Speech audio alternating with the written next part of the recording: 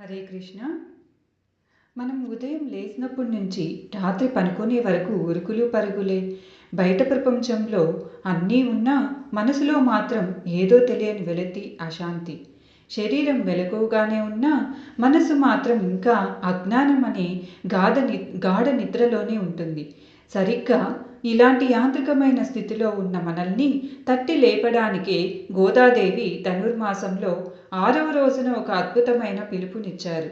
ఇది కేవలం ద్వాపరయుగంలో నిద్రపోతున్న గోపికలను లేపడానికి పాడిన పాట మాత్రమే కాదు, మోహంలో, ఒత్తిడిలో కూరుకుపోయిన మన ఆత్మను మేల్కొలిపే ఒక దివ్యమైన పిలుపు.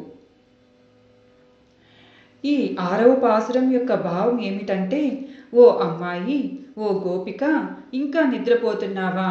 లేవమ్మా, తెల్లారింది. పక్షులన్నీ కిలకిల రావాలతో తమ గూళ్ళ నుండి లేచి ఆహారం కోసం బయలుదేరుతున్నాయి. ఆ శబ్దం నీకు వినపడటం లేదా? పక్షులకు రాజైన గరుత్మంతుడికి ప్రభువైన ఆ శ్రీమన్నారాయణుని ఆలయంలో ఉదయాన్నే ఊచే ఆ తెల్లని శంఖం యొక్క గంభీరమైన ధ్వని నిన్ను చేరడం లేదా? కపట ప్రేమతో వచ్చి విషం నిండిన చనుబాలిచ్చిన పూతన అనే రాక్షసిని పాలు తాగుతూనే సంహరించినవాడు, బండి రూపంలో వచ్చిన మాయావి అయిన శకటాసురుణ్ణి తన చిన్న పాదంతో తన్ని ముక్కలు చేసినవాడు, పాలకడలిలో ఆదిశేషుని పాన్పుపై యోగనిద్రలో ఉన్న ఆ జగత్కారుణుడైన పరమాత్మను తమ హృదయాల్లో నిలుపుకొని మునులు, యోగులు మెల్లగా నిద్రలేస్తున్నారు. వారు చేసే హరి హరి అనే నామస్మరణ ఘోష సింహగర్జనలా మా హృదయాల్లో ప్రవేశించి మాకు చెప్పలేనంత చల్లదనాన్ని, శాంతిని ఇస్తుంది. నువ్వు కూడా లేచి ఆ ఆనందాన్ని అనుభవించు అని గోదాదేవి మనల్ని కోరుతున్నారు. ఈ పాసురంలో ఆండాలు తల్లి ఒక అద్భుతమైన జీవన రహస్యాన్ని చెప్పారు. పక్షులు కేవలం పొట్ట నింపుకోవడం కోసం తమ సహజాతంతో వేగంగా లేచాయి. కానీ యోగులు, జ్ఞానులు అలా కాదు. వారు చాలా నెమ్మదిగా లేస్తున్నారు. ఎందుకంటే నిద్రలో వారి మనసు పరమాత్మలో లీనమై ఉంటుంది.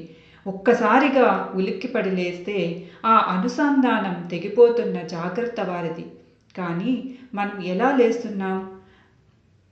రేపటి గురించి ఆందోళనతో, నిన్నటి గురించి ఆలోచనలతో గాబరాగా లేస్తున్నాం.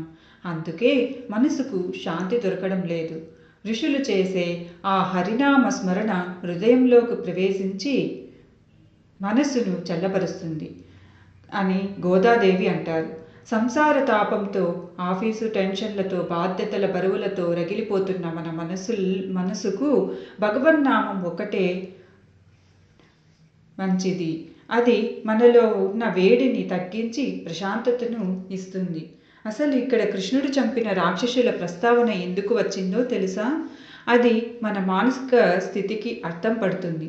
పూతన అంటే ఎవరో కాదు, మనకు మంచి చేసేటువంటి మనతోనే ఉంటూ మనకు మంచి చేసినట్టే నటిస్తూ విషాన్ని చిమ్మే దుష్ప్రభావాలు లేదా మనలోని అజ్ఞానం. శకటాసురుడు అంటే బద్ధకం మరియు జడత్వం. మనం ఏదైనా మంచి పని చేద్దాం అనుకుంటాం, కానీ బద్ధకం అనే రాక్షసుడు బండి చక్రంలా మనల్ని ముందుకు కదలనివ్వడు.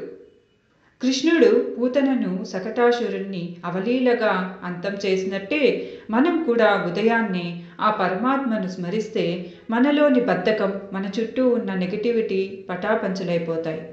బయట సముద్రం ఘోషిస్తున్నా ఆదిశేషునిపై పవలించిన స్వామి ఎలా ప్రశాంతంగా ఉంటారో మనం కూడా ఎన్ని సమస్యలు ఉన్నా అంతర్గత ప్రశాంతతను అలవర్చుకోవాలన్నది ఈ పాసురం సందేశం.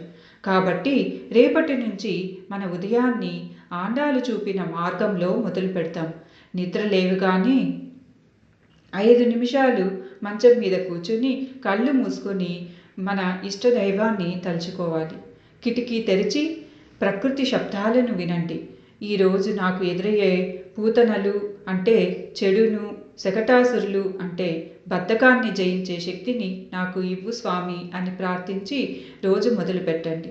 పక్షులు లేచాయి, యోగులు లేచారు, ప్రకృతి మేల్కొనింది. మరి మనం ఎప్పుడు మేల్కుంటాం?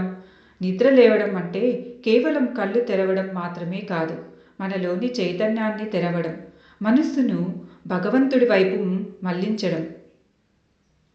అది జరిగిన నాడు ప్రతిరోజు పండగే, ప్రతి క్షణం ప్రశాంతమే. హరే కృష్ణ.